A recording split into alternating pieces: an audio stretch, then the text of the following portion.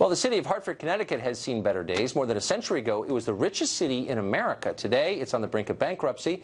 Its bonds are junk. It's forecasted to lay off hundreds of teachers, and it owes $400 million in unfunded pension liabilities. It seems like the kind of place to be eager to save some cash, but instead, the city is risking a loss of federal funds by maintaining its status as a sanctuary city. The president said he's going to crack down on cities like that. Today, he touted his tougher immigration policies, for example. Watch. We've taken swift and strong action to secure the southern border of the United States and to begin the construction of a great border wall. Stopping the flow of illegal immigration, we will save countless tax dollars, and that's so important because the dollars that we're losing are beyond anything that you can imagine. And the tax dollars that can be used to rebuild struggling American communities, including our inner cities.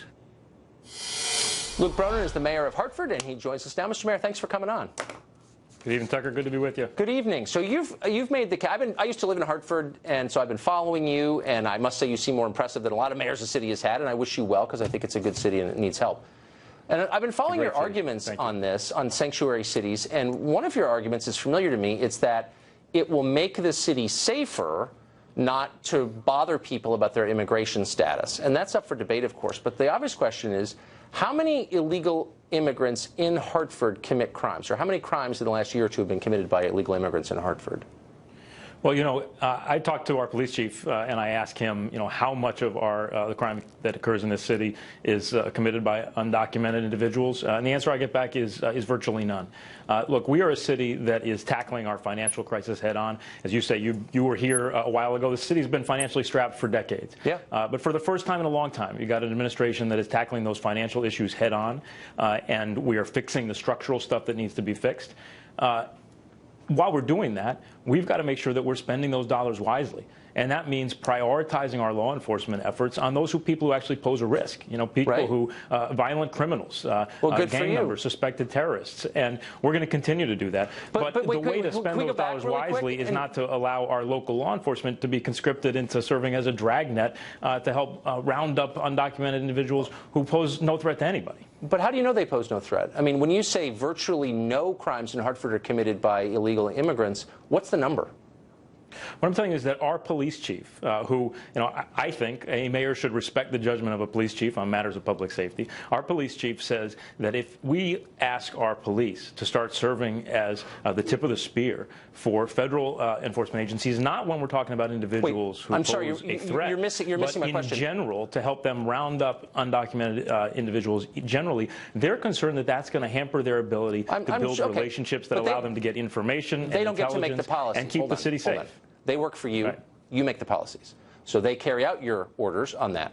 And so when you devise your policy, I think you would want to know what the number is. Are you telling me you didn't get the exact number from your chief of police? Clearly they commit some. A lot of people commit crimes. How many were committed by illegal aliens last year in Hartford? And you're saying you don't know. What I'm telling you is that just like the International Association of Police Chiefs, which came out with a strongly worded letter and said that mandating local law enforcement to serve as a dragnet to try to focus enforcement efforts on people who pose no threat is not the way to keep cities safe. What do you mean pose no threat? I'm sorry, I'm going to have to interrupt your filibustering here, Mr. Mayor. You don't know the number. So when you say they pose no threat, you can't back it up. Now, let me say... No, you're misunderstanding me, Tucker. What I'm saying is... I'm saying is we're going to target those individuals who we know have committed crimes. We are going to target... If we can't find somebody who's an undocumented individual, and that person is a violent criminal, we want that person deported. Just like if we've got someone who's involved in gang activity, or if we've got somebody who is a suspected terrorist,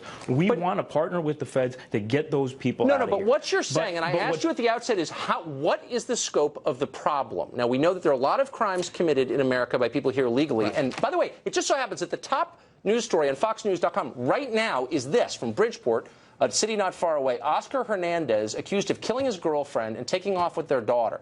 He was caught by ICE officers, federal officers in your city, Hartford, 2013, deported. He came back.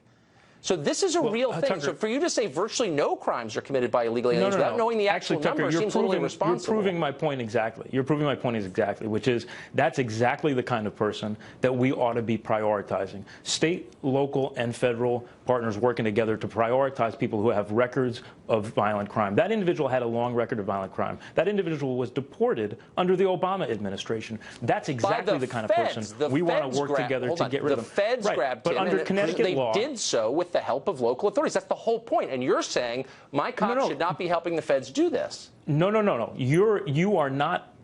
You're either not listening or you're intentionally misleading. But what I'm saying is that's exactly where our cops are going to work hand in hand with the feds to get that person out of here.